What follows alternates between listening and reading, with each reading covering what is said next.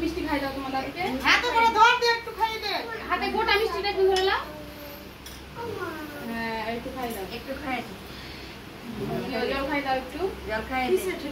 টাকা হাত পরে দি করলে কি ভালো করে হাতে ধরো জল খাই দাও কিছু নেই দিয়ে দাও